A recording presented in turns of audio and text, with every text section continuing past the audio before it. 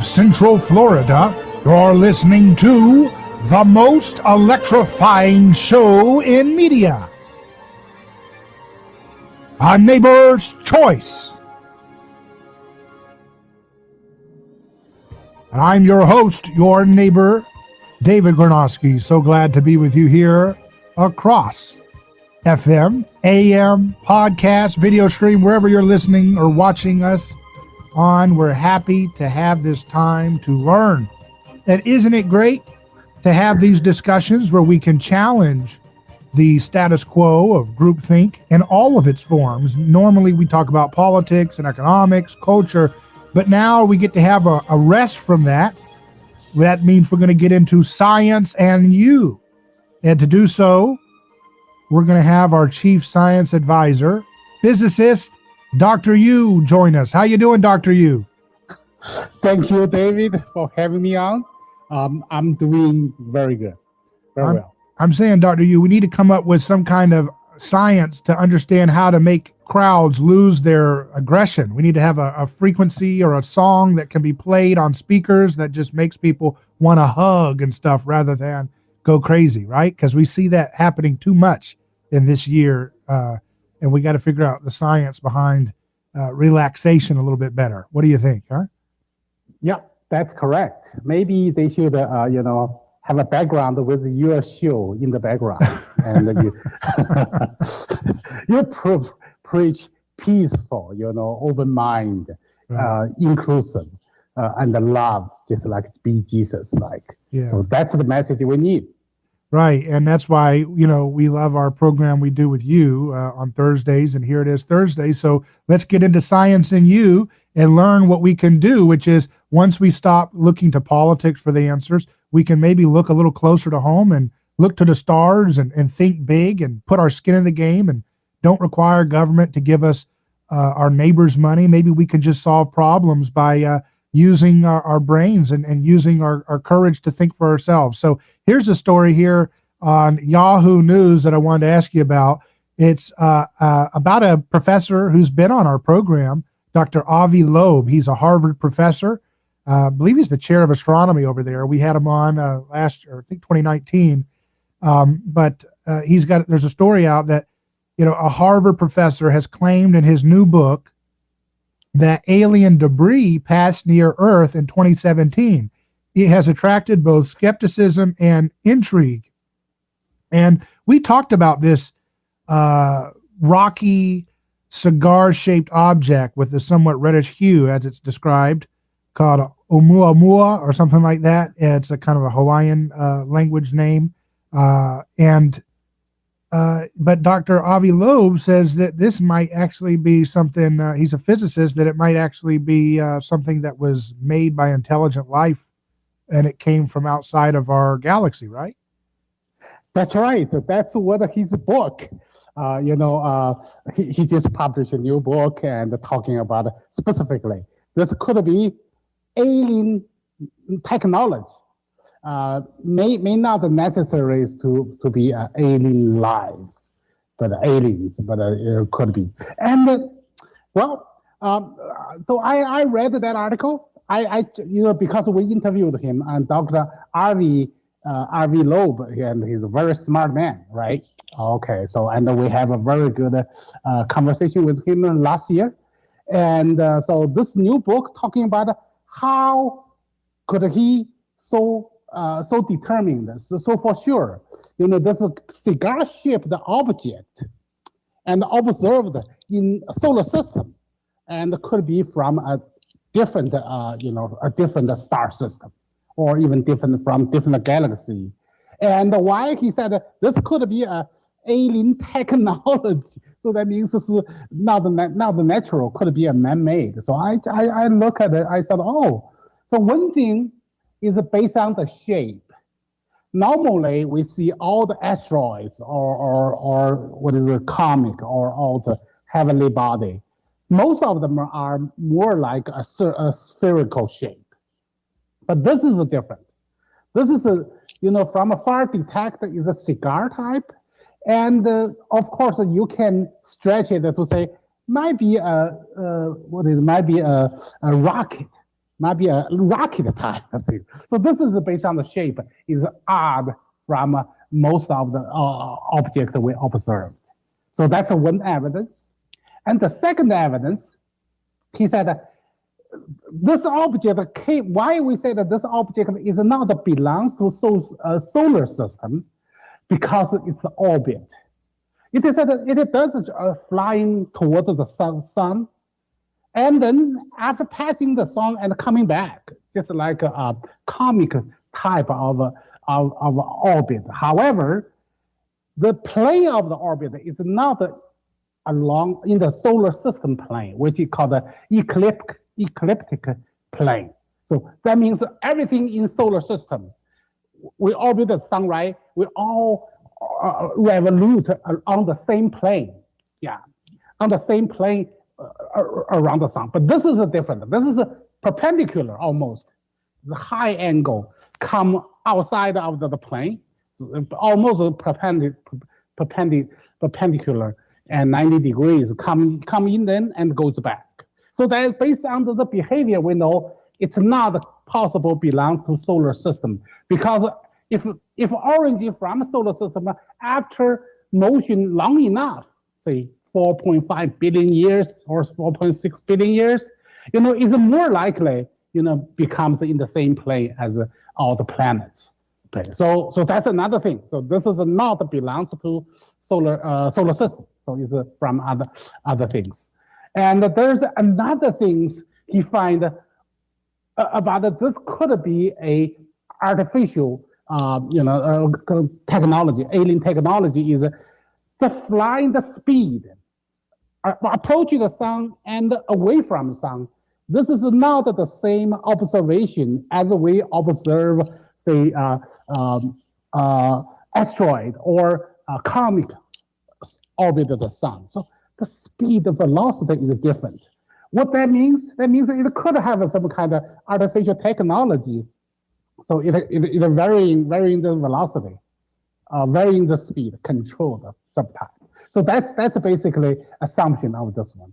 Of course, I would say, any astronomical observation could be far, far away from the truth, from the fact, because so difficult to observe far distance object.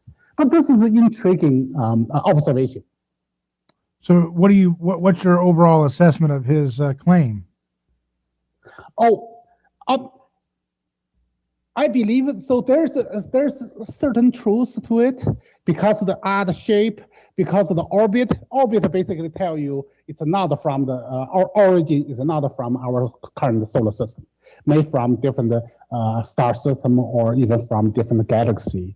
However, the motion is that the motion is different than regular, we current technology, predicted one. So that means whether it has a artificial propulsion and control, then no. So I think this is a very very clever discussion, a story to tell. But I believe it could be just it's maybe not alien technology, maybe just from a different galaxy, the visitors, just like a rocket or asteroid, just that type. So I'm not put too much faith in this story. Well, let's look at another story, but we'll take a quick break. But when we return, I want to get into this story that maybe dark matter doesn't exist after all. New research suggests this also on Yahoo News. We'll take a quick break and get into the question, something that we have talked about first on A Neighbor's Choice. You've heard it here first. We've suggested dark matter may not be what people thought it was.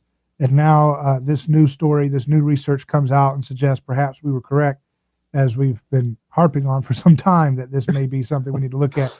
So we'll be right back after this short break. You're listening to Science and You. We'll be returning in just a moment.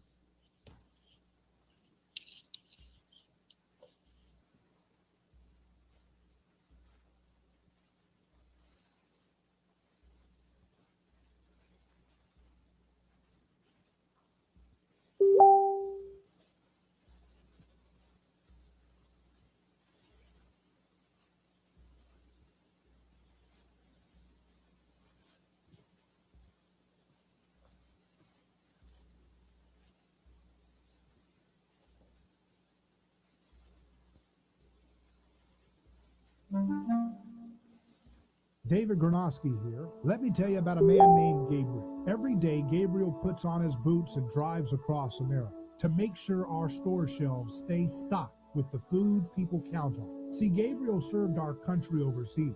He knows that America stands for freedom, quality, and caring for others the way we would like to be treated.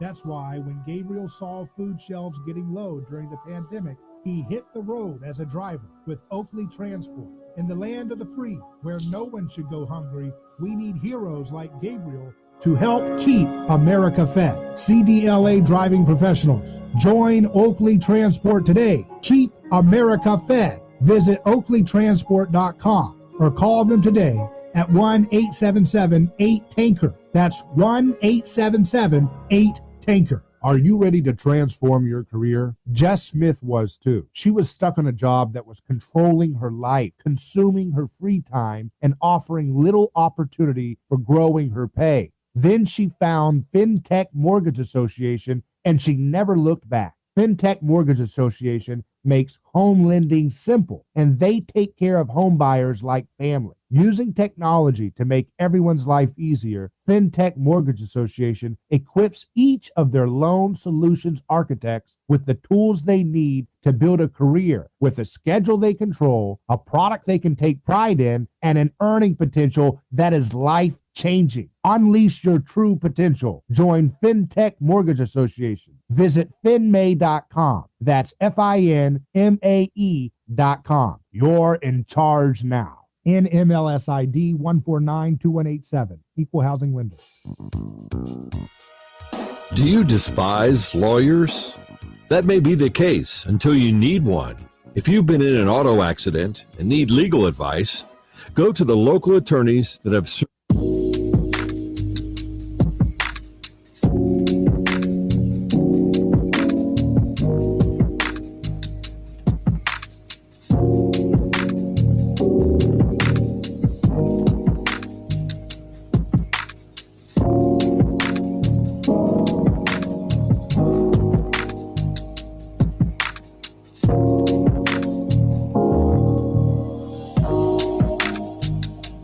Welcome back to A Neighbor's Choice. I'm David Gornoski here. We're doing our Science and You segment with Dr. Yu, our physicist friend, and happy to have this time with you. We're looking at a study here that suggests that maybe dark matter doesn't exist after all on Yahoo News. That's the headline. For decades, astronomers, physicists, and cosmologists have theorized that the universe is filled with an exotic material called dark matter that explains the stranger gravitational behavior of galaxies and galaxy clusters. But now, a new research published in November in the Astrophysical Journal, scientists report tiny discrepancies in the orbital speeds of distant stars that they think reveals a faint gravitational effect, and one that could put an end to the prevailing ideas of dark matter. So just like that, Dr. Yu, something can just poof out of thin air. It seems like they have some shoddy foundations for some of these ideas, because we were told for years this is totally something we need to be looking at, and then one little thing and it just evaporates like a house of cards or something, you know? Yes. And this article mentioned about why we mistaken something could be very common, like gravity, instead of have to looking for some kind of exotic matter, which is invisible. However, it can interact through gravity and cannot be seen because it's not interact with the light. So why we needed this one? And this article talking about the mistake could be because of scientific understanding, incomplete scientific understanding of gravity, causing why we ponder. We said, oh, we're missing matter and we're looking for matter. This is something we have talking about so many times. Say, so-called dark matter does not exist. We don't need it. And we can explain through the phenomenon of gravitation, attraction. However, based on Newtonian gravitation attraction, we cannot explain this one thoroughly, because the attraction force, we calculate the attraction force is much, much smaller than the force required for galaxy orbiting around the center of a galaxy. Right. So now number one, so how this article solved this one? They said, well, number one, new evidence. They observe the orbital speed of the galaxy near about the center of the galaxy. Okay, so it's a star system, the orbital speed, a star system orbiting around the galaxy, center of galaxy. And there's the velocity. Actually, there's a tiny discrepancy comparing with current dark matter theory. So we find, dark matter theory actually is not perfect described as a phenomenon. So that's number one. Number two, and he find, I think this is very important. He find, he also detect that there's a faint gravitational force in the distant galaxy. He detected, well, they have a gravitational force. However, what's important is they find the galaxy attraction, galaxy attract to a cluster galaxy or something, their attraction slightly different than Newtonian galaxy gravitational theory. So what they did, they said, okay, why don't we just modify Newtonian equation, Newtonian theory, and called a modified Newtonian gravitational theory. So just modify that one to account slightly higher gravity attraction between galaxies or cluster galaxies. So by doing that one, just modify Newtonian gravitational force equation, and he said, he got a better prediction, and even better than current dark matter theory. So why I'm so excited? That's exactly what I try to tell the audience. The reason we said we're missing matter, we do not have enough attraction force, because we use Newtonian gravitational equation. What happens with that equation? That equation attracts between neutral body, largely neutral body, like between Earth and the Moon, and or we can say, between Earth is a neutral body, attract to the Sun. Sun is not a neutral. Sun is a charge, the electron charge. We call it high magnetic field. So neutral body attract to Sun, attract to a high magnetic object.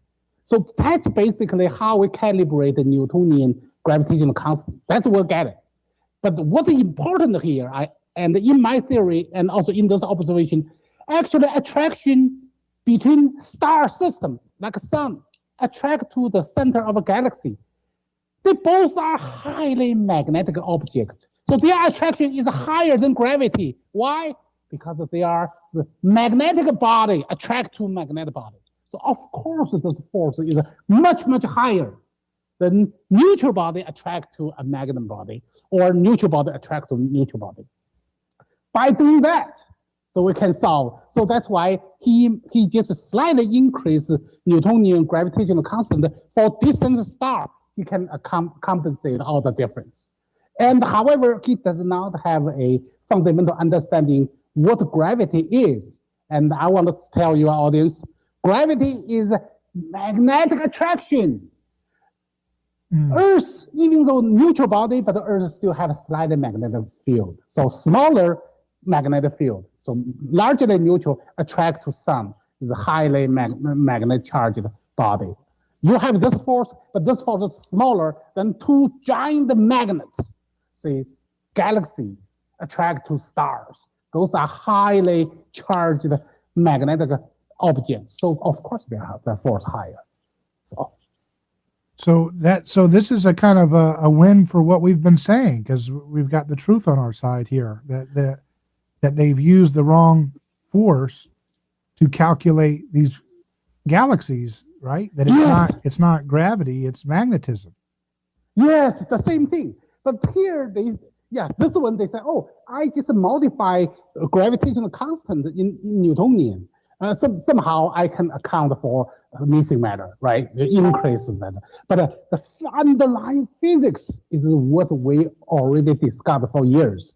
The underlying physics, this is a star attract to galaxy, central galaxy. Those are highly magnetic objects. So their attraction is a magnetic attraction. So that's why attraction force is much, much stronger, several times stronger, or even billions of times stronger than neutral body attract each other, say Earth and the Moon attraction. It's much smaller because both are larger than neutral body. However, Earth attract to the Sun. That attraction force is bigger than Earth's attraction between Earth and the Moon. And the gravitation constant should not be a one constant.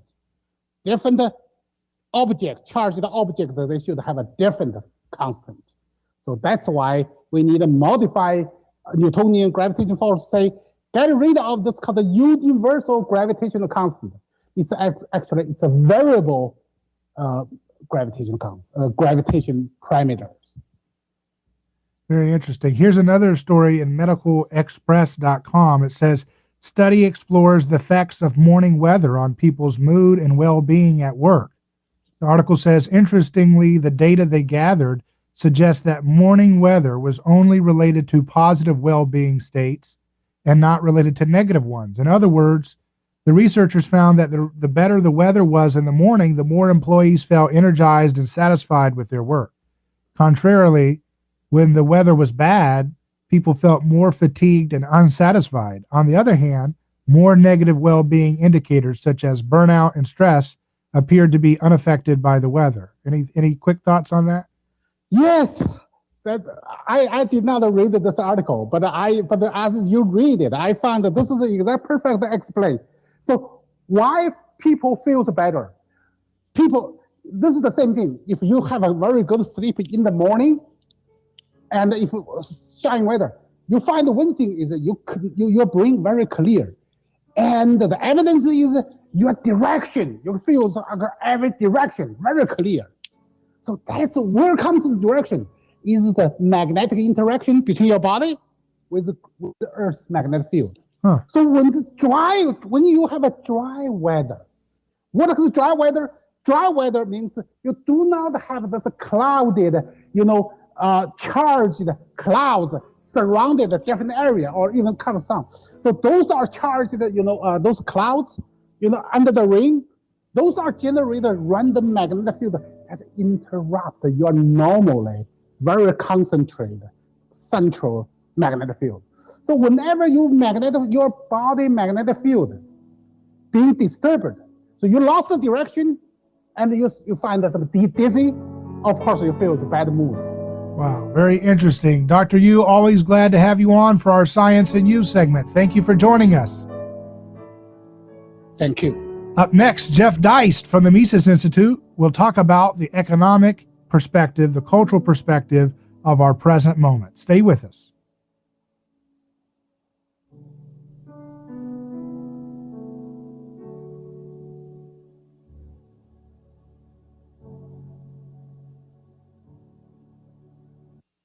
Ronald Reagan will turn over in his grave if he saw what's going on today. Crazy things are happening. You cannot be afraid. You've got to stand up for what you believe is right. But one thing is for sure. You can't trust anybody. For talk, news, and information, you can count on us. Enough is enough. I mean, I almost blew a gasket. Good for the country.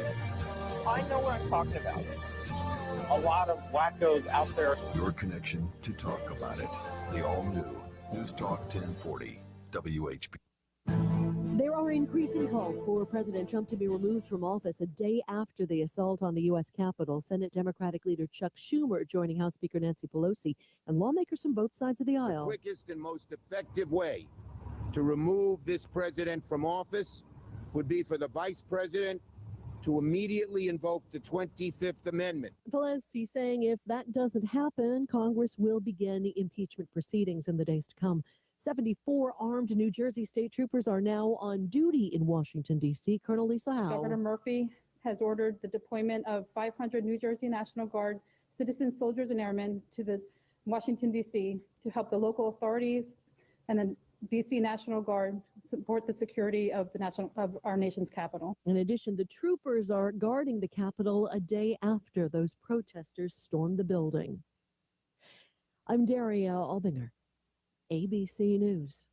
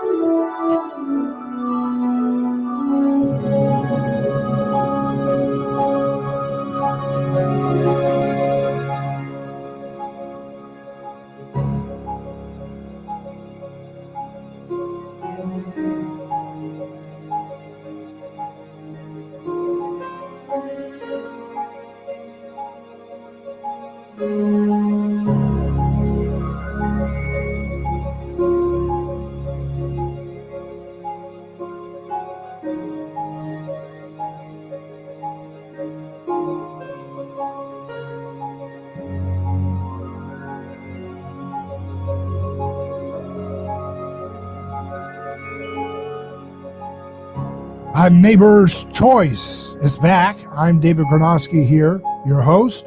And, when I was looking, again at the news reports coming in, and there, you have Nancy Pelosi saying, you need to do the 25th Amendment on Donald Trump because he's unfit to serve, or we will impeach him before he's out.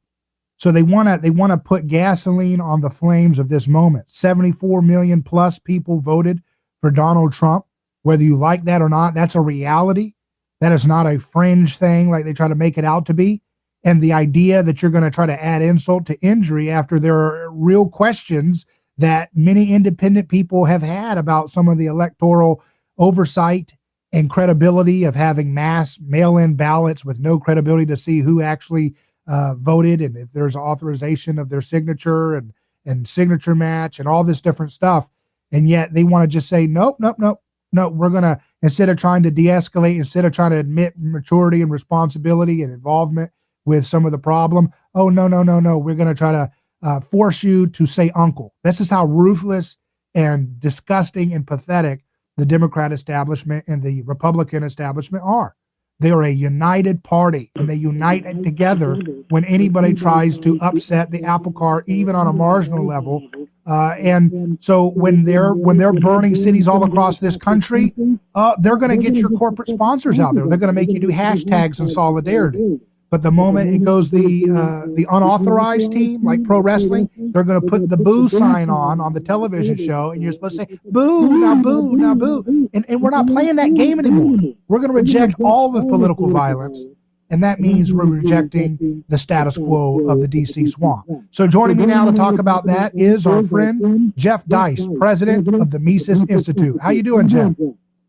David, I'm doing fantastic. Happy New Year to you. Yes, and same to you. And it's always good to hear from you because you always take a perspective that's kind of outside of the left versus right paradigm. And I think people are looking for that right now because it's just an absolute mess what we see on our television and from the discourse and behavior in D.C.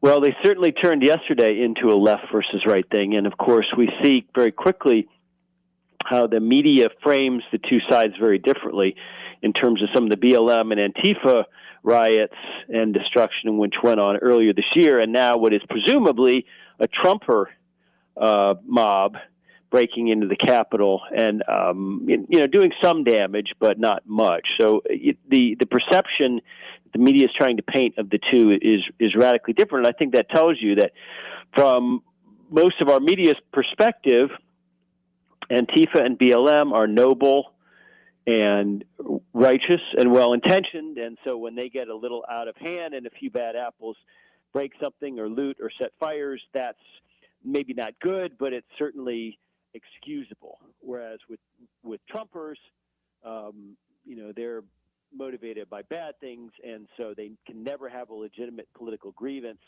So when they go into the Capitol, they are terrorists involved in an insurrection or a coup. So it's a very different framing of similar events. And then when you have a media that is totally not interested in having an honest conversation, what happens is you get this kind of people feeling desperate, right? Because they saw cities burning and they saw their television saying, don't you dare say this is bad. You know, people being hurt, you know, people of color and their businesses being destroyed. And we were told, no, this is a watershed, beautiful moment for all, you know, oppressed communities. And it was not. It was a desecration and destruction of people's businesses. And I think people are I think some people are losing their mind at how much evil the media can shove down their throat every day. And seemingly all the crooks get away with it. And I think we're in a really bad spot right now, culturally. Well, there's a religiosity to all of this. I don't know if you heard, but Senator Dick Durbin from Illinois last night said that the sacred chamber of the Senate had been desecrated. So all this begins to sound very much like religion. And of course, from the perspective of folks on the left and perspective of most folks in media, government really is sacred, and government buildings really are sacred relative to, let's say, you know, a Lululemon store that gets trashed by a rioting mob over this summer, and a bunch of people run out of the store with looted garments. They say, well, you know, it was insured and it was just property, and this is about people. So the narrative changes because government's a religion now in this country, and there's a lot of people looking for something to believe in. They have to believe in Trump, or they have to believe in anti-Trump to have meaning in their lives, because this is a largely secular country now. I think we've proven that. And it's disturbing because we all have our own way of looking at the world, and so yesterday's events tend to confirm our own worldview, regardless of what that might be. And I think that's something we have to check in ourselves. Yeah, and you've talked a lot about how we need to let go of politics itself. Politics is the problem. And this event has showed us just that when you get so wrapped up in believing that politics is your only hope, it devolves into the madness of crowds. But Jeff, it's not just the madness of crowds that we see on the streets when it's Antifa and BLM and yesterday's event. It's also the madness of crowds when we go into the voting booth and vote to extract wealth from our neighbors and to you know, criminalize competition in our industries and to, you know, shut down people's businesses with lockdowns based on pseudoscience. All of that is the madness of crowds. It's not just what we see on the streets, is it?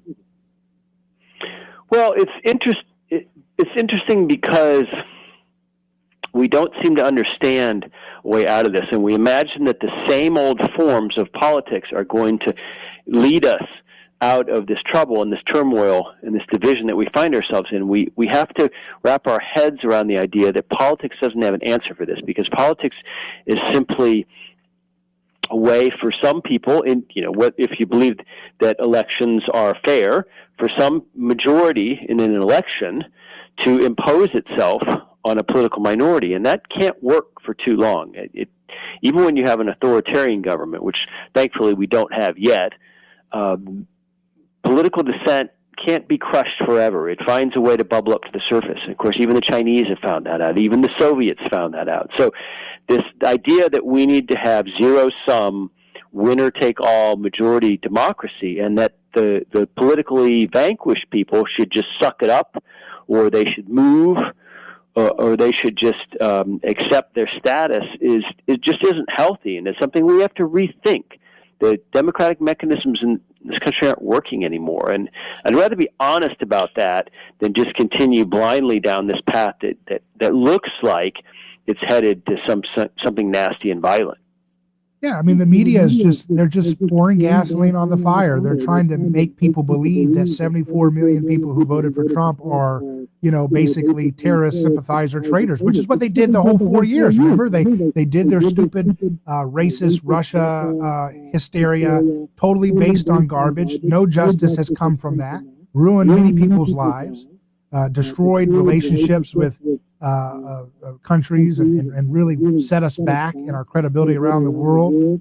and they just move on from one insane thing to the next. And now, I mean, I saw this coming. I've always called Trump the scapegoat supreme of the DC elites, not because he's the good guy, but they just want to cast all their sins onto him because he doesn't play their little cliques game. And they, a scapegoat mechanism has to complete itself with a purge. And that's exactly what Nancy Pelosi and the establishment is saying. They're saying, all right, I want you guys, say Uncle, Biden, Pence, all you guys, go ahead and finish him off. Finish him off with the 25th Amendment. Humiliate 74 million people who voted for this guy because they don't like NAFTA, they don't like CAFTA, they don't like Afghanistan war. Just humiliate them, rub their faces in urine, basically, and do a 25th Amendment, or we'll impeach him one day before he gets out. These people are sick. These are demented people here. They just want to keep terrorizing people's sense of any chance of having a normal, happy life without being harassed by these clowns. It's pretty disgusting. Well, and I think they've given up on the idea that when Trump is gone, that Trumpism will be gone. I think they realized from the from the presidential election a month back, that they've got some problems in the House and Senate as well. So it's an interesting time in that sense, because it's really become more and more polarized, because more and more people believe that the winning side is going to hurt them if they're on the losing side. And that's different than when I was a kid 30 years ago. That's definitely different. There's something's fundamentally changed. And if it takes something like this to open our eyes to what our voting system's yielding, if that's what it takes to drain the swamp, if it takes some uncomfortable realizations, then so be it. I'd certainly rather have this happen now than voice it off on future generations. Listener online on video stream says, named B.R. Francis says, from Australia, I must let my U.S. brothers and sisters know this is more than just an American crisis. Remember, when y'all sneeze, we get the flu. As the world power, responsibility is great. What's your take on that, Jeff?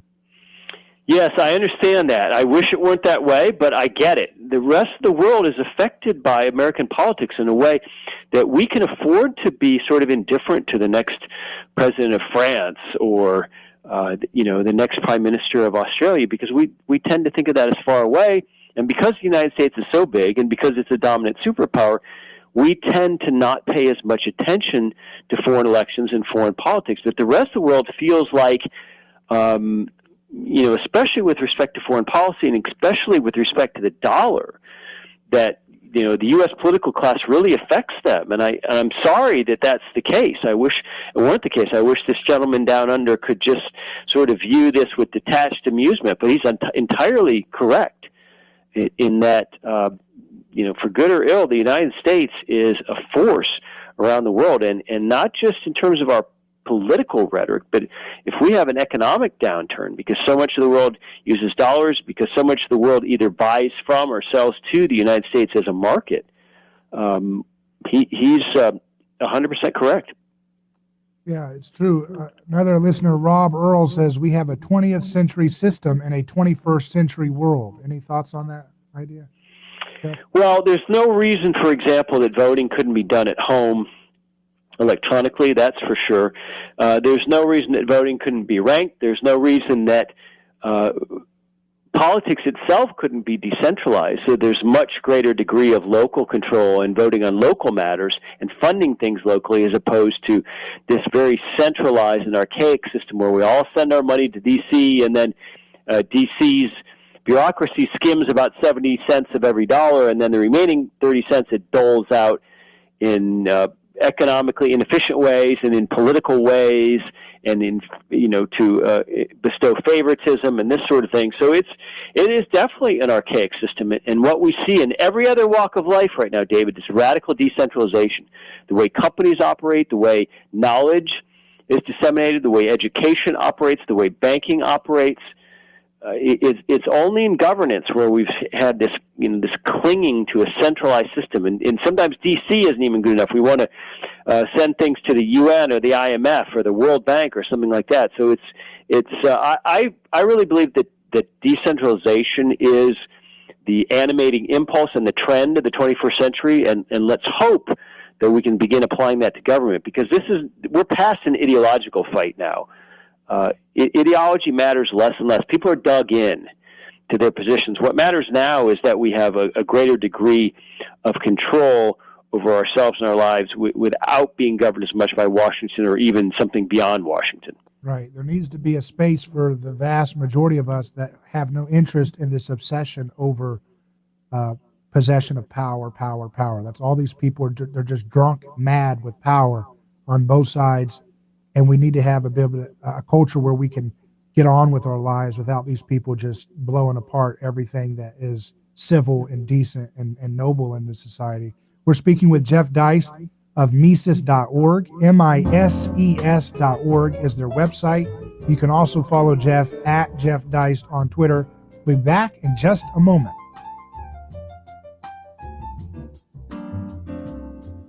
Hello, this is David Gornoski with A Neighbor's Choice. I've got a mission for you. I'm a big believer in eating family farm-raised, high-quality grass-fed beef. That's why I'm a frequent customer of White Oak Pasture, a 6th-generation beautiful farm in southwest Georgia. Support sustainable, delicious meat of the highest quality. Ask for White Oak Pasture's beef at your local grocery here in Florida, or go to whiteoakpastures.com, and first-time customers get 20% off on purchases with our exclusive coupon code NEIGHBOR. Who is your neighbor?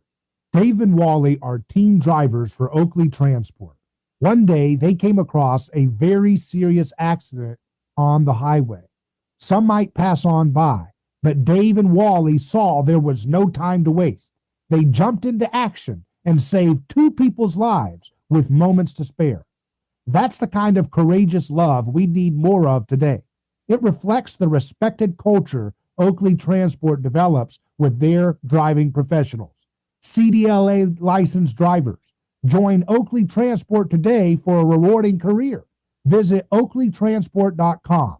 That's oakleytransport.com. Some out-of-the-area law firms advertise that they are the largest. Do you think large firms help your case? Possibly. But your case will receive personal care from local attorneys Catania and Catania. They are family-owned, Tampa Bay attorneys representing clients who have experienced auto and motorcycle accidents. Your case with Catania and Catania will seek to get a settlement in your favor expeditiously. Catania and Catania, serving Tampa Bay families for over 28 years. Referrals on request. Get the local law firm that will care for your case from beginning to end. They don't get paid if you don't get paid. Catania and Catania, putting families first. Car accident, motorcycle accident, call the local attorneys. Catania and Catania. Offices Tampa. Not attorney spokesperson.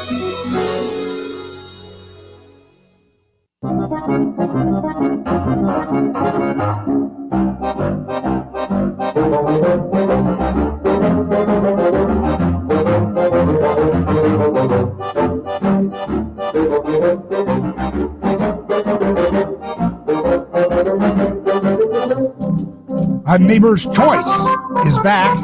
I'm David Gornoski, your host, here with Jeff Deist of Mises.org.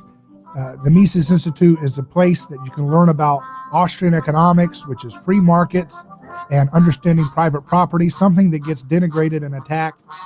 Meanwhile, there's a ever constant hysteria in the media to always draw us back into politics. We're here to challenge that. We're here to move us towards peace. Jeff, on your Twitter page, you said subsidiarity, not winner takes all majoritarianism, is the peaceful way forward. What is subsidiarity? Well, it's simply the process by which decision-making in the political realm or otherwise is pushed down closest to the people most affected. So in the United States context, that would mean having a lot more decision-making at the local and regional and state level and not nearly as much at the federal level. And it's actually a principle which is enshrined. Catholic listeners will understand the principle of subsidiarity within the church, but it's also enshrined in the Swiss Constitution. And the goal here is to create social cohesion. And Switzerland has, Italian and German and French speaking areas, Romansh speaking areas. So Switzerland is very, very diverse, culturally and linguistically. So they purposefully send about 80% of their tax obligations to their local and regional governments, only about 20% to the feds. So that's the opposite of here. So I would love to see our federal tax burden reduced, and I would love to see the federal government really limit itself to a few basic functions of military and providing the dollar, which they're not doing a very good job of, but nonetheless, and maybe the interstate highway system, really basic things like that, and allow a lot more of what we consider political to be decided locally, because there's no reason we need to have one size fits all top down rulemaking in Washington unless your goal is simply to politically subjugate people who disagree with you.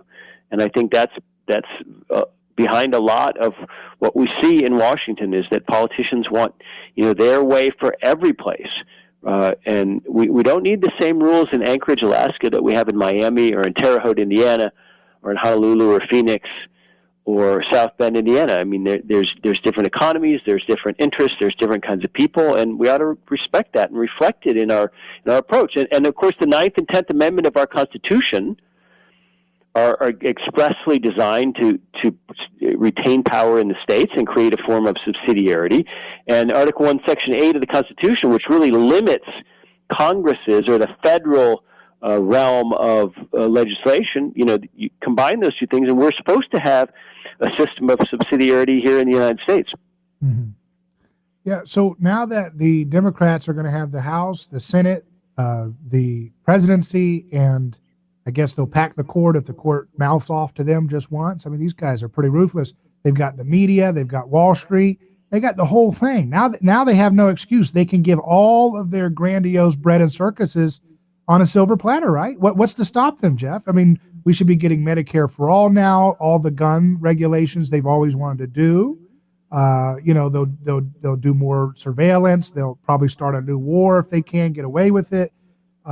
Maybe they'll, go ahead and do free college, debt forgiveness. They could be they have no excuse but to do exactly what they've been saying they're clamoring to do. So how can folks who don't want to be coerced and imposed upon, as you call it, how can we navigate these times if they're going to be able to do what they want?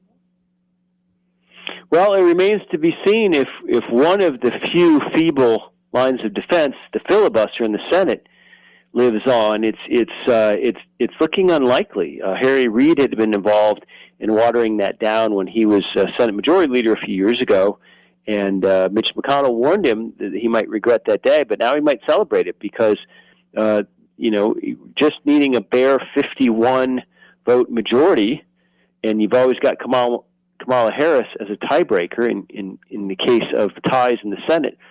Now you don't need 60 votes to overcome a filibuster if the filibuster is no longer in effect. So I think that's something we're going to know pretty early on here in January, towards the end of the month when the Senate reconvenes. They're going to decide that, I believe. So, I think when it comes to what people ought to be doing, if they don't want to be imposed upon, I think they need to be thinking locally, and they need to be acting locally, and they need to be looking at their local city councils, a lot of which have increasingly have socialists on them, and you may not be paying attention while they're doing things. You got to be looking at your local school board, because that's really where the next generation, future generations are being molded, and there's a lot of really radical people on school boards. And what you have to understand, David, is that left progressives have spent years and years and years in the trenches just biding their time in these kind of thankless jobs, going to city council meetings on Tuesday nights when most of us would rather go home and turn on Netflix or have dinner or something. They're going to the mass every day, right? They go to mass every day. Or having relatively low-paid teaching jobs, for example, public school teachers, being involved in churches, which either doesn't pay or pays very little. They've been willing to be in the trenches for all these decades, and now they control the culture, and that ultimately led to what we're seeing politically. Right, and because they have a messianic complex of the state, and they're fervent believers in that. And Republicans, I say, are more transactional. their politicians are just there to get their soybean corporate welfare for soy, and they just get their corn subsidy. They get their little used car dealership regulation. They just take care of transaction, and then they talk about nostalgia in America, but they don't have the deep fundamentalist religious fervor for a messianic state like what animates the left. So that's why they're always the designated losers. But Jeff, do you think that a state, a lot of our listeners are in Florida on radio, do you see them, the House, Senate, and presidency doing some things to really punish Florida for daring to allow people to get on with their lives during this pandemic? What are they going to do? What can they do? I guess they could withhold funding and really just try to torture Florida, right? Well, I think there will definitely be an effort to punish DeSantis and hurt him politically as a national figure going forward, because I believe he's up in 2 years for re-election, and if Florida's economy continues to boom and people continue to pour into the state, and COVID lockdowns continue to be virtually non-existent, and there's no big outbreaks and all that, he's going to be seen as a successful governor, and I think they're going to want to hamper him as some sort of future national figure. So there's no doubt about that. They're going to be trying to help the Cuomos and the Gavin Newsoms of the world and hurt the DeSantises.